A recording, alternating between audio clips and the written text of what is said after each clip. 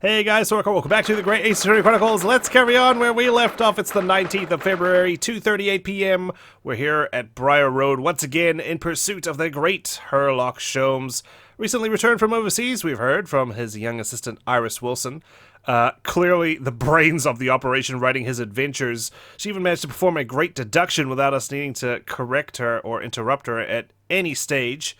So, I've got my dancing shoes on, ready to do that dance with Sherlock Sholmes here. Let's hope we don't slip on the ice. Looks as though the police are still here, carrying on with their investigation. Even the snowman's looking around. Perfect. So let's find Inspector Gregson as quickly as possible. Yes, and let's see if he'll take a break from his chips to look at that silver tip Iris gave us for him.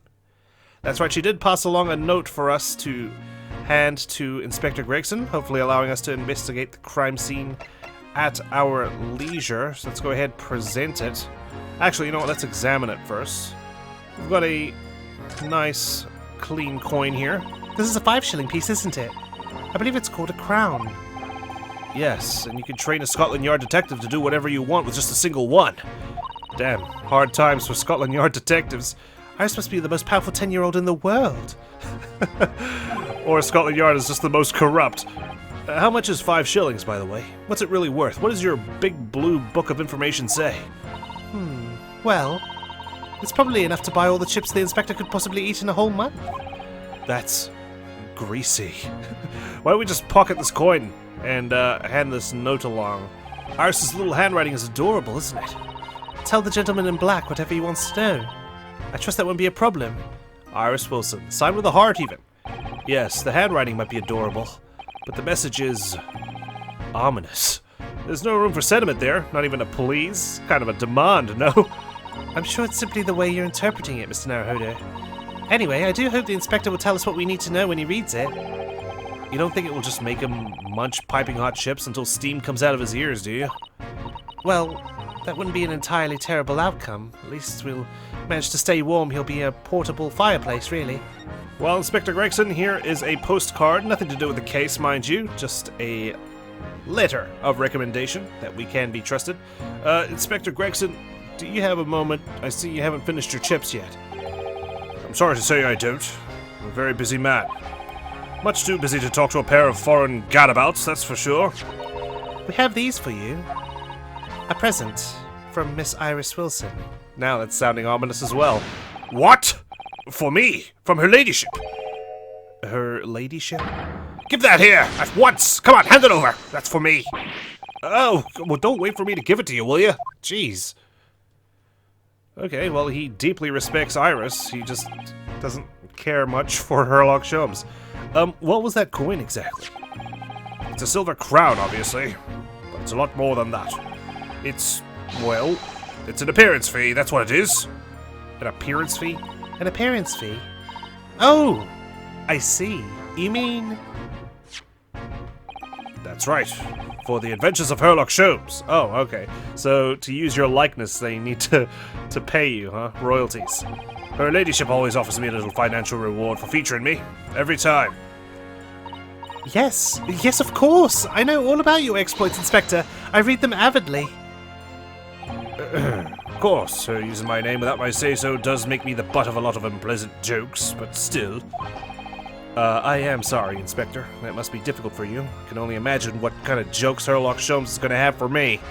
I better be paid in guineas, I tell you, so we can stay in a nice hotel. Never you mind that. So, what do you want to know then, eh? Sorry? Tell the gentleman in black whatever he wants to know. I trust that won't be a problem, it says. Well, obviously it's not a problem. Go on, fire away. What do you want to know? Well, who's the killer is? Well, if you wouldn't mind, Inspector, we'd very much like to know the address of Mr. Natsume's lodgings. Ah, the little knife-wielding, mustached Japanese fellow? I'm surprised he didn't tell us where he lived. We could have got that from him, no? He lives in the right old hole. It's just over there. Look. Right, Strand Street. On the first floor of that house on the corner where that wreck of a bicycle's propped up. You know, I was watching The Chase the other day, which is a TV show from Great Britain. It's a game show, really. And one of the questions was to do with a tax that was levied upon these buildings. and apparently they used to tax buildings for how many windows they had. Hence why these buildings here have been bricked over, because they wouldn't count as windows and thus wouldn't be taxed. I thought that was interesting to have that information pop up in my daily life. I feel like I'm participating in Slumdog Millionaire or something. Anyway, back to the case. That is nearby indeed. If I remember rightly, the landlord is a Mr. John Gardeb. Right, well, if you see her again, you make sure you give her ladyship my regards, you hear? I mean it. You tell her that Gregson sends his very best wishes. Are you sucking up to her so she writes you in a better light? Don't worry, Inspector. We'll see her again, hopefully. Goodbye for now, then. And long live her ladyship. Well, yeah, she's a kid. She's got plenty of years to live. Okay. Well, at least he told us what we wanted to know before he left. Yes, so then shall we go and see what we can find in Mr. Natsume's lodgings? Definitely. Alright, well, let's move. The lodgings of Mr. Soseki Natsume, according to information gleaned from Inspector Gregson. Okay, well, it's not as bad as I thought it was going to be. Certainly a lot more cozy. 19th of February, Mr. Natsume's lodgings. Oh, hello there. May I help you? Yes. Would this be the residence of Mr. John Gardeb? Indeed it would, sir. And who may I say is calling? My name is Ryunosuke Naruhodo. Ryunosuke Naruhodo. You can call me Runo if you really want to. Mr. Naruhodo is representing Mr. Soseki Natsume. I believe he takes lodgings here. Huh. Oh, well, she was briefly happy, I guess. We would very much like to ask him some questions about our client. Again. One moment, please. I shall convey the message to Mr. Gardeb. Well, hurry along now. Did you see that, Miss Susato? That was a real-life English maid! I know. As I understand it, anyone of standing in English society employs a number of household staff. Well, it doesn't look like there's much room for staff to work in here. But that was the first time I've ever seen one in the flesh. Oh, this day keeps getting better. It certainly feels like we've really arrived now, doesn't it? Man, it's like we're tourists on the job. We need only to meet a butler, and the experience will be complete. Well, I'm not sure if I'd go that far, but I understand the sentiment. I'd like to meet the Royal Guard myself. And go visit Big Ben and whatnot. Thank you for waiting. Mr. Gardeb will see you now. This way. There he is. His picture's on the wall as well. We can't converse, but we can examine. Let's take a look around. We've got a medal on the wall. That looks like a Medal of Honor, and it's showcased on a very grand banner. Yes, it's displayed with some pride, I would say. Oh, it bothers me that it's not straight. What? That old thing? Sorry? I should be glad to see the back of it, but the General would turn in his grave if I disposed of it. The wall's the best place for it. Keeps the bally thing out of my way. So it's just been polished to shine by accident, I suppose. There appears to be an inscription on the medal itself. Look. Let me see. It says, "For distinguished participation." Oh no, participation medal? Sounds like the kind of honors even I could be in line for. Just for showing up. Well, one doesn't like to blow one's own trumpet, but I was given that for my time in the army. Oh God. Can't measure an officer by the number of medals to his name, of course. Common knowledge in military circles. Well, continue to circle your tea with a pipe, why don't you? That uniform looks fairly ancient, doesn't it? It's clearly been well looked after, though. That old thing? Pah, not much better than rags, really. Oh? Wore that ceremonial garb at my retirement bash, you know. But I'm not one for dwelling on the past, me. Would have gladly thrown it out, but you know how it is. I'm a pack rat. I don't like throwing things out, even if I'm barely attached to them. That's me in real life. You have any idea how many clothes I have from like 10 years ago that I'm still attached to and don't want to throw out? Or donate? Anyway, Doesn't hurt to have the odd piece of memorabilia lying around, does it? Sure. Oh, I see. Perhaps we should leave the past in the past. Oh, look at this cannon. That's a full-size cannon! What's it doing in here? Are you trying to bust open those windows when it's a hot summer day? Oh my, it's real. I thought it might be a replica. That old thing? Puh. That's a little more than a toy. Everything's an old thing in here, including myself. Sorry? The army was selling it off when I retired, so I decided to give it a new home. Never know where the enemy might attack next. Jolly useful to have a cannon about the house. Right, you know. The right to bear arms. Bring a cannon in your house. Of course, this is not America, but you know what I mean. Really? It isn't overkill? No, he's probably gonna launch a cannonball at the adjacent building and the rubble will topple onto the street and barricade him. Be prepared, I always say. You never know what this twisted world is going to throw at you next, boy. Whether it's a pandemic or otherwise. Do you think there may be more trouble brewing, Mr. Garadeb? Always is. Take Joan here. Never fails to have a clean apron in reserve. Dries them over the barrel, you see. They dry very well on the cannon there, Joan tells me. Which rather proves my point, I feel. It's been reduced to a drying rack. No wonder the huge cannon looks like it's hanging its head in shame. It is Mrs. Nesbit! Okay? Just like Buzz Lightyear was. We've got some sort of candle on the floor. We can't examine it, curiously enough. We can examine this, however. Look at that enormous screen. Must have been put there deliberately, surely. Yes, it certainly seems like someone's trying to hide something from view. Is someone changing back there? What could be behind it, I wonder? I'm going to have a very quick look. Just a little peek. Distract them, Naruhodo. Do your dance of deduction early. Ahem, ahem. Maybe let's not, Miss Susato. I think the maid is going to head us off with a cup of tea. Ahem, ahem. Okay. Scratch that. That portrait of Mr. Garadeb is glaring at me, I swear. Even though I could barely discern his eyes. Have you noticed that all the little frames contain photographic prints of Mr. Garadeb as well?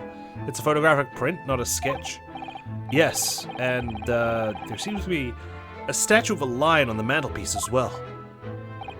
Ah, yes, that old thing. Seemed to come back from the local pawnbroker with that little trinket. Seemed to come back? What do you mean? Was it personified and just wandered back here? Since we're on a Toy Story rant now? The chap who runs the place is a bally wizard. Went in to sell him something and came out with that thing.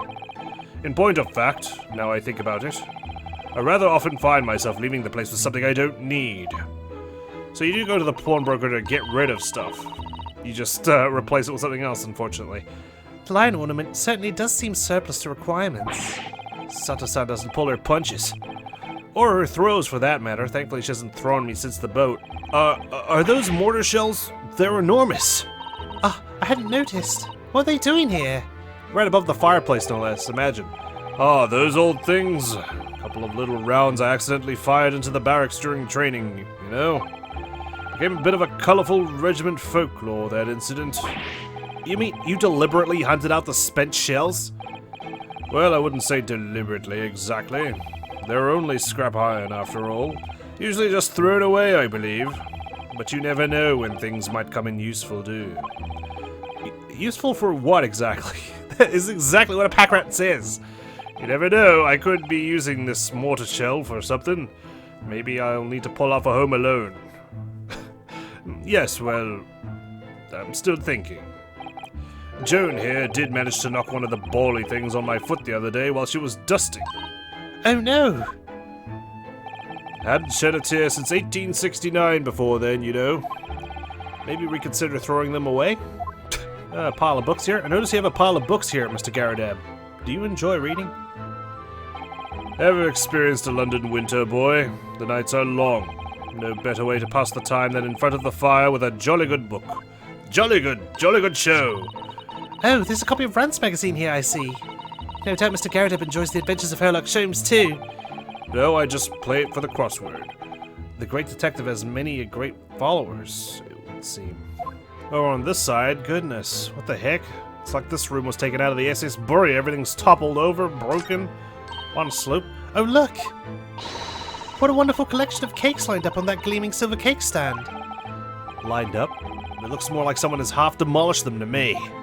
So I don't get it. I thought this was going to be Soseki's lodgings, but everything points to this room belonging to our good friend here. So what's that all about? Afternoon tea is a time of indulgence, you know. It is quite the English way. It is Mr. Garadeb's custom to take 2 cakes with his tea. That sounds delightful. Oh, wait a minute though. There are at least 10 cakes on this cake set. Well, naturally. And it would never do to waste the leftovers. So whatever Mr. Garadeb doesn't eat, I say to myself, Joan, you shall have to tidy up. How magnanimous of you. It's a big word to use, Ryunosuke. Okay, so we know where the other candles ended up, on the floor. This old candle holder looks a little out of place here, wouldn't you say? Yes, you're right. It's clearly supposed to be gold, but it's almost completely black for some reason. Is it? God, I can barely tell. That old thing? Yes. Just a cheap piece of ironmongery. Gym crack, really. Oh? Use it when I was studying, don't you know? For my commission. I know it's old, hardly worth hanging on to, really, but, well, it still has its uses sometimes, I swear, even though the last time I used it was 12 years ago. Of course. Does everything in this room have some elaborate story behind it? Or, you know, it's got a destiny awaiting it? They're memories, Mr. Naruhodo. Memories. Okay. So, don't get attached to objects. You'll just feel sad when they eventually break or disappear. Look at this crockery on display here. It's rather unusual, isn't it? And then we have these plates and stuff that are broken on the side. This crockery being this whole facade that Mr. Gardareb here. Oh my, a genuine London dresser. Isn't it delightful? Huh. Although the shelves seem to be broken, and the crockery is... Oh dear, it's in pieces. It really is. The word cracked wouldn't do that chinaware justice. Well, they're pretty old things. Ah, I wonder... Perhaps the cannon was fired at it. Yes, probably something like that, but let's not delve too deeply here, otherwise the wall would not exist. Miss Susato? I have to say I find it interesting that we refer to her as Miss Susato, but she refers to us as Mr. Naruhodo. Shouldn't we be addressing her as Miss Mikotoba? This window looks out over Briar Road, where the young woman was attacked. Oh yes, I can make out the policeman on the far side of the road investigating the crime scene. The glass is rather murky, isn't it? You can't see very clearly. Does this thing open at all, I wonder? I shouldn't underestimate the bitterness of a London winter, sir. Sorry? As soon as you open that window, the tea will freeze in the pot. The fire will extinguish. Haven't you seen the day after tomorrow? No Londoner would go opening windows at dusk in the middle of winter, I assure you. Oh, really? That sounds kind of relevant. It seems very unlikely that these two would have seen anything of the incident then. Maybe they're the witnesses that saw through that fog on that night. Well, the time for procrastination is over. Let's speak with our friends here. Good day to you. John Garadeb at your service. John and Joan. Pleased to meet you, sir. This is Ryunosuke Naruhodo. He's a defense lawyer. Real what? Do excuse me not getting up. It's okay, Lord Van Zeeks literally thumped his leg on the desk in court. I'm pretty sure I can excuse you not rising from a chair when you have a crutch beside it. Took a shot to the knee a few years back in the Battle of Maiwan, don't you know? Earned a medal for my pains, but had to withdraw from service. Handed over the reins to the up-and-comings. So he's a retired soldier. It's a hell of a job getting up and down stairs now, I can tell you. Don't get out much, as you can imagine. No, I can't imagine. I hope you didn't, scuttle over to the window there and drop a knife on a woman, like someone in Justice for All dropped a certain statue on someone's head, and he was also a cripple. Yes, it's quite a climb up here to the second floor, isn't it? I was panting at the top of the stairs. The second floor? Ryunosuke, come on, man. Get your cardio together. What are you doing? You really must take more exercise, Mr. Naruhodo. It was seriously one set of stairs. Ugh, do you think so? Yes, you're so easy to flip over as well. You're not muscular at all. Well, Mr. Garadeb, no doubt you were very courageous to earn yourself a medal. Oh, it was nothing. The medal's just a folderol, really. Wouldn't like to offend the general, though. So I grudgingly displayed it on the wall. Why don't you fetch it down, Joan? Let these good people see it properly. Okay, that's not what he asked for. Joan, fetch the— Oh God! Don't dash it on, woman! Be careful, my bloody knee! I got shot there, you know. God, no need for bloody— Oh! Dearie me, I do beg your pardon, sir. I don't know what I was thinking. I was so absent-minded of me. You jolly nearly took the skin off my hands! I shall be more careful, sir. Anyway, there you have it. I'm just going to continue on my conversation like nothing happened. Living the quiet life now. Apart from when I'm screeching and howling because some tea got spilled on me. And then they're going to call this a frivolous lawsuit, probably. Yes, I see. I've seen enough, actually. Now then, I hear you want to know about the chap lodging downstairs. Is that right? Okay, there we go. There's our answer. This isn't Saseki's lodgings. He lives downstairs. Yes, we would be very grateful if you could answer some questions for us. Only too pleased, naturally. Especially if it helps to keep the peace here in Blighty. We forged an alliance with the Empire of Japan recently, as I'm sure you're aware. Oh, no shit. I was wondering why I was deployed here, across the world. So this case is very much in the public eye, as it were. Oh. Is it? Is it really? I can't imagine why. Even had some famous detective poking around, you know. In this old house, would you believe? Yes, Mr. Herlock Sholmes. I know you've been reading him. He's right here. His book is underneath the other green one. Could have been. Didn't catch the chap's name. Not really my cup of tea, all that detective business. Oh, but you have a copy of Rant's magazine here, so... No, I told you I only do the crosswords and that, maybe the occasional Sudoku, since we're allies with Japan, and they brought that wonderful game along. Anyway, the chap's investigating the foreigner's room as we speak. So he's in Saseki-san's room, probably hanging off the paintings or something. Well, we better get a move on. It's a bally nuisance is what it is. The whole neighborhood's twitching its curtains now. I don't like all this fuss. It's jolly unsettling. About Mr. Natsume. About Mr. Natsume then, Mr. Garadab. Please do tell us. Ah, yes, the Japanese chap. Only been lodging here for a week.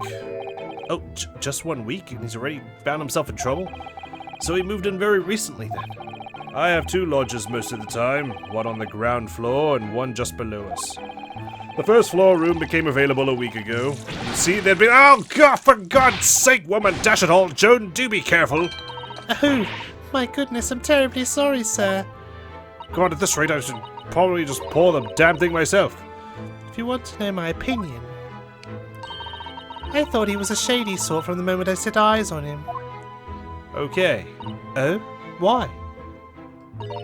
He seemed to have a most nervous disposition, always shaking and looking over his shoulder. The man had shady written across his sweat-soaked brow, if you ask me. Not literally, though. There was no words on his head. I said to myself, Joan, that man is trouble. Sooner or later he's going to do something untoward. And I'm rarely wrong about anything. We won't be calling this maid as a witness, that's for sure. But you're wrong about the way you pour tea, though. Was there anything else that struck you as suspicious about the man at all?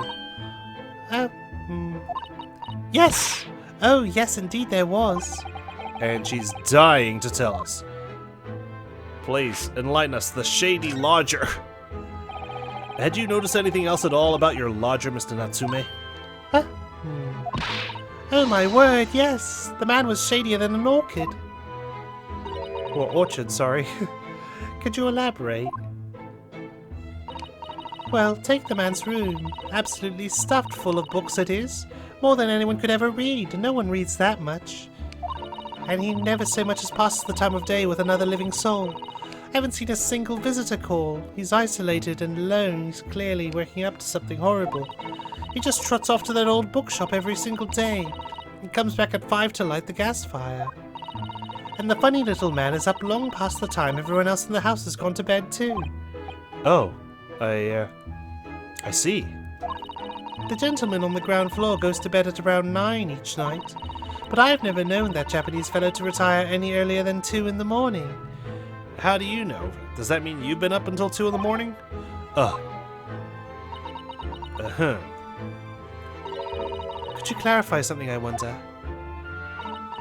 What, pray? Well, it's not like we could say, well, he was asleep at the time of the murder, that's his alibi. Surely that wouldn't fly. How do you know so much about Mr. Natsume's routine? Oh! Whoa, those cheeks were jiggling. I'd understood that neither of the lodgers live on this floor of the house. Is that correct? That's right, yes. They're both below us, on the first floor and street level, ground floor. Oh god. Let's open up debate about whether it should be called the ground floor or the first floor again. It's the new stepladder, I'm telling you. Then, how is it that you know so much about the lives of your lodgers? The precise times that they come back in the evening, for example. Even the times they go to bed. You're not busybodies, nosy parkers, are you, looking out the window, tracking everyone's movements? Oh, here we go again. Oh, good grief, Joan. Be more careful, woman. I feel like I'm in an electric chair. Oh my goodness, sir. I'm terribly sorry, sir. Something doesn't add up here. And I don't have a Magadama to look into their lies. The incident 2 days ago. It seems that the incident took place at around 5 in the evening. Did you happen to look out of the window at around that time? I know you guys often do. The window.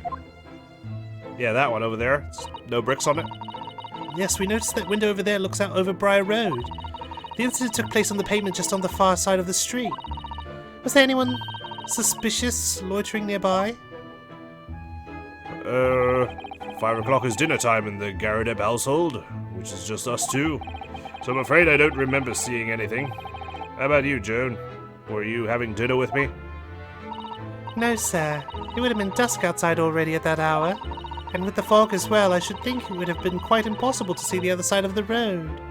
And yet someone saw Mr. Natsume stab the woman in the back, so either you can look through the fog or you can't, and someone's being a lying son of a bitch.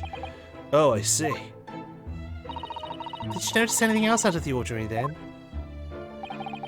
Such as? What do you define as out of the ordinary? Anything at all, even if it seems unrelated. Was someone building a snowman? Well... yes, was there something then? Please, spill.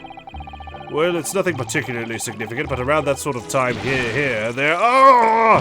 Why do you stop me whenever I'm trying to say something important? For the love of God, Joan, watch what you're doing! I'm surprised he hasn't just dismissed her at this point. Oh, dearie me, what have I done? I'm awfully sorry, sir. Do be more careful, woman. Bloody hell, I'll cut your pay in a second. You'll be earning the same as a certain Detective Gumshoe in the future. Of course, sir. If I may, Mr. Naruhodo.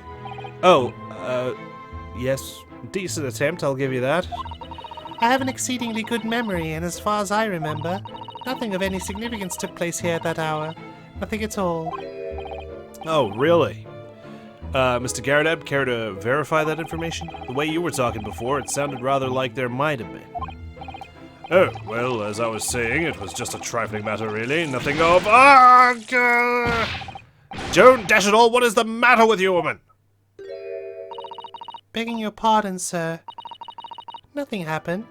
Oh, this time she wasn't apologizing or anything. She's basically telling him what to say. Yes, quite. So, I guess, you're her ventriloquist. She has a hand up your ass and she's mouthing what you need to say. Nothing happened. We sat down to a quiet, uneventful meal. Joan. That's right, Mr. Garadeb. Oh, well, thank you for reminding me. What is the matter with these two? It sounds like something happened here in this room on the evening of the incident, but what? I wish I knew. I wish I could examine that candle on the floor. Mr. Natsume's room. Can we go see it, please? I wonder if our great deduction is going to relate to what these guys were doing that very night. Could you tell us which floor Mr. Natsume's room is on? I'm pretty sure it's the one below them, right? On the first floor? Why, certainly. Just below us, on the first floor. And Mr. Sholmes is investigating there even as we speak. Sorry for the abrupt cuts. It is quite stuffy in this room, and I don't want to put the fan on, otherwise it's going to get caught by the mic. Yes, told me Nuts his name, had asked him to look into the matter, so I gave him the key. Mr. Natsume has engaged Mr. Sholmes' services? That's a blatant lie. Why would he hire the guy who basically told him he was guilty? Would it be alright if we also had a look around? In Mr. Natsume's room, I mean. Don't see why not. It's just down one flight of stairs. I mean, I get that his head is basically supposed to be a crescent moon, but I am curious about the other side of his face. What if he's like Two-Face, you know, and he suffered scars in the war, and the other half is practically burned off? Who knows if we'll find anything that could help us with the case, but we have to try. We need all the clues we can lay our hands on, shall we? Yes, and while we're there, we can speak with Mr. Sholmes again. Perhaps he'll be able to tell us more. Perhaps he'll be able to include us in his latest adventure. The speckled band one? Okay, well, thank you guys so much for your cooperation, I guess, more or less. Let's get a move on. Mr. Natsume's room, a small dark room rented by a visiting scholar from the Empire of Japan by the name of Soseki Natsume. Okay, yes, this place is a little worse for wear. No windows here. 19th of February, Mr. Natsume's room. What? Oh my god, just look at this place. And smell it. It's so musty in here. I suppose it's the mountains of old books that are responsible for that. I think so. Susato's about to have a heart attack. I don't think I've ever seen so many books in all my life.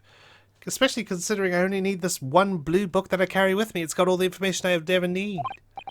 No, me neither.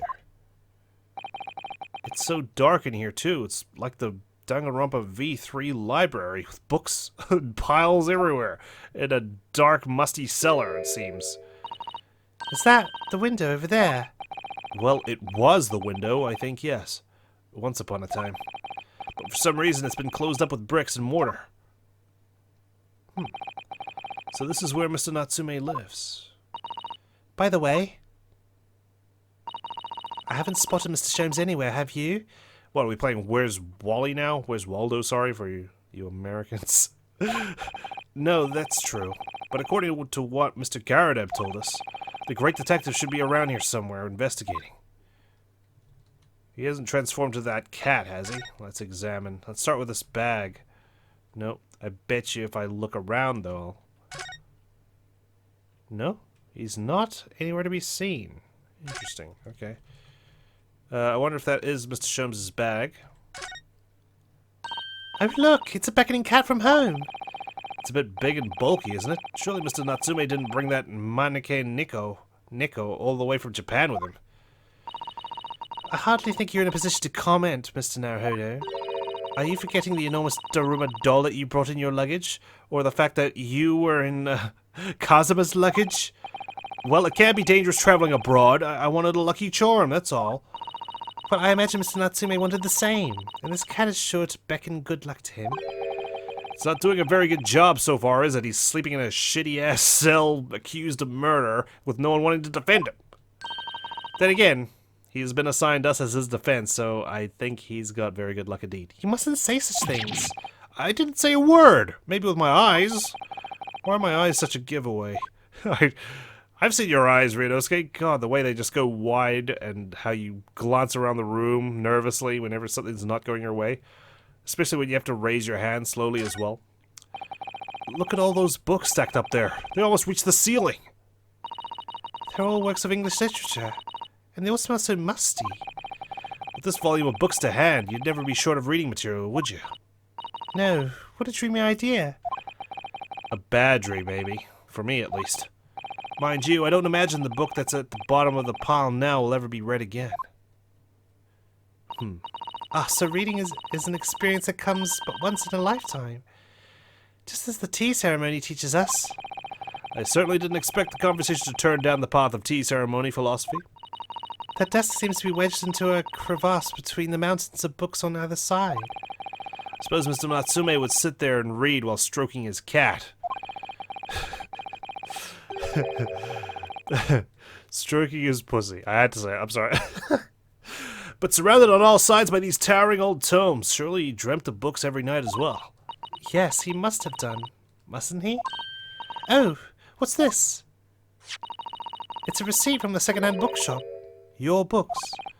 Oh, yes, Mr. Natsume's name is on it. Look. And the date of purchase, 2 days ago at 4:45 p.m. That's the day of the incident. That's just a short while before he was embroiled in the terrible attack. He must have been on his way back from buying some old books. The second-hand book receipt has been entered into the court record. A receipt discovered in Mr. Natsume's room for some books that he had purchased from a second-hand bookshop before the incident occurred. Might be relevant for the doubts of deduction. Alright, well, who took the cat out of this bag over here? Let's address the elephant in the room. In the form of a kitten. Oh, okay. Oh my, what an adorable little cat. Perhaps he's looking after all the books while his master's away. I don't know about that. He disappeared into that pile of books as quick as a flash. It was a tricolor Mike, wasn't it? Did they even have that sort of cat here in Great Britain? Perhaps Mr. Natsume brought the little creature with him from Japan. That made me feel homesick now. Already? We've only been in the country for 2 days. Oh man, I can imagine the homesickness these guys must endure, because it takes months to travel to another country, not like hours we have now. Even now, I'm like, man, these plane rides are so long, 12 hours.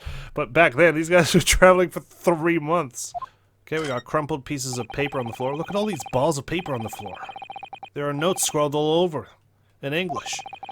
Looks like the waste paper basket is so full they've just fallen out, and he can't toss it out the window because there's bricks there, so he literally had to just dump it on the floor. I think Mr. Natsume must have been deeply immersed in his research, don't you? Or deeply averse to tidying up his mess. It's not like he had a maid to serve him. I wouldn't like to speculate which is closest to the truth. Could you even call this a window? I hope it wasn't on the on the lease advertisement. I think so. It was a window at one time, after all. Although all that remains is a frame around some bricks now. So really, it's just a wall then, isn't it? But why would anyone deliberately brick it up like that? I'm afraid I have no idea. Ah! Perhaps Mr. Natsume painted the brick design on in a fit of whimsy. Ugh, that's alarmingly feasible. It's something that kind of eccentric guy would do. Anyway, whatever the reason, the lack of ventilation in here makes the place very oppressive. It'll drive anyone stir crazy, but not enough to commit murder. It does. I imagine being cooped up in a room like this would be extremely trying. Yeah, me too. At a point. I mean, probably back in those days when there was no PC or console or TV. Oh, look who's made an appearance all of a sudden. I guess I just needed to examine everything. Huh. Well. Ah! Look, Mr. Naruhodo. Aha! There he is! Where did he appear from? He seems to be engrossed in the pages of an old book. Well, it's gonna take a while for you to read all these books. I hope you won't mind if we disturb him. Hello, Mr. Sholmes? Uh-oh, get ready for him to fall over and then assume a boxing stance. Nope, he didn't! Ah, you two, good day. Now, let me see. Where was it that we met? Oh, Mr. Sholmes, we were together on the SS Buria, don't you remember? Yes, of course, the Buria. And let me see. What happened on that voyage? It was Kazuma Sogi. He died tragically. But you were a great help to us. Ah, yes, but of course, the case of Mr. Asogi. It was the one with the snake, wasn't it? Oh. Well, you seem to remember something of it, at least. One detail. What an honor to be remembered vaguely by the great Herlock Sholmes. This is Mr. Oh, no, my dear madam. Hold your tongue. I pride myself on my superior powers of recollection. Your names are safely recorded in my brain attic. Not your mind palace. Miss Naruhodo. And Mr. Susato. Try the other way around, Mr. Sholmes. I lose the first round. Okay, but the first round of drinks are on you. In truth, I had hoped to invite you both to my Baker Street suite the day we arrived in London. But some Scotland Yarders ambushed me at the railway station and whisked me away to a crime scene. It was an entirely trivial case, of course, that solved the matter in no more than 30 minutes. So they apprehended Soseki-san in that short an amount of time? I'm afraid the pursuance of a new case has dulled my recollection of my past involvements a little. A little? It is a mistake to think that one's brain attic has elastic walls and can distend to any extent. I do my best to forget useless facts, lest they should elbow out the useful ones. Oh, so you're one of those people who have, believe we have a finite amount of space in our brains. Yes, those are my own words of imitable wisdom, you know, from an adventure entitled A Study in Scarlet. Oh, a very famous adventure that one is. I believe that's the first episode of the UK Sherlock Holmes series. Worth a watch if you haven't seen it. Please, there's no need to quote yourself. I don't always remember my pearls of wisdom, but fortunately, my associate pens them beautifully. He means Iris, I suppose. Mr. Sholmes, we have some extremely important questions to ask you about the trivial case you just mentioned. Goodness, what an earnest expression. My dear madam, I should only be too pleased, and this murky room is an apt place to discuss the murky case. Right, I'm sure that'll make a good line in your book. We can present our armband. Mr. Naruhodo, please. Despite aspersions to the contrary, I'm a professional. If I am to unleash my deductive powers on that trinket, I must ask for a sum of £3 in cash. Not to mention it's going to use up my brain attic space. Oh, I don't need you to make any deductions about it. I was just wondering if you might know... Mr. Naruhodo, as a professional, I insist that if I am to offer my opinion on that trinket, I must ask for a sum of £3 in cash. I believe Mr. Sholmes has designed an expensive copy of the complete works of Shakespeare. Yes, to stand on the stage amid rapturous applause. It has long been a dream of mine, as you know. I literally had no idea. I love the dynamic between Ryunosuke and Mr. Sholmes. Mr. Natsume's arrest. We know this to be the lodgings of a Japanese foreign student by the name of Soseki Natsume. It seems that you assisted in his arrest, Mr. Sholmes, for the stabbing of a young woman outside here on Briar Road. Natsume. Yes, I believe it was a name rather along those lines. But Mr. Natsume denies it. Was it really justifiable to arrest him on so little? I'm sorry, Miss Susato, but I have not the slightest idea what you mean. What? I can't believe he was looking Susato-san squarely in the eye while feigning ignorance. I assure you, I am not merely feigning ignorance. It would appear as if the pair of you are under some misapprehension. Oh? How? I assure you I have no recollection of accusing your stooped compatriot of the crime. But that doesn't make sense. The good detective of Scotland Yard made the following request of me, and I quote verbatim. We need you to ascertain the identity and whereabouts of a man seen fleeing the crime scene. Ah, a man seen fleeing, a person of interest in the case, not the actual suspect himself. There were a number of books scattered on the pavement at the scene. From the book plates, I was quickly able to determine the bookshop from which they had been purchased. On speaking with the proprietor, I was immediately led to this address. Elementary, wouldn't you say? I believe there's a receipt around here somewhere from the establishment in question. So you don't think Mr. Natsume is the culprit, then? That I could not tell you. But it was aggravating my faculties, hence why I returned here. However, this place is such a trove of fascinating books, I found myself quite lost in bibliophilia. Do not be deceived into believing that I'm a man of leisure. No, no, no, absolutely not. I'm totally 100% serious. Oh dear.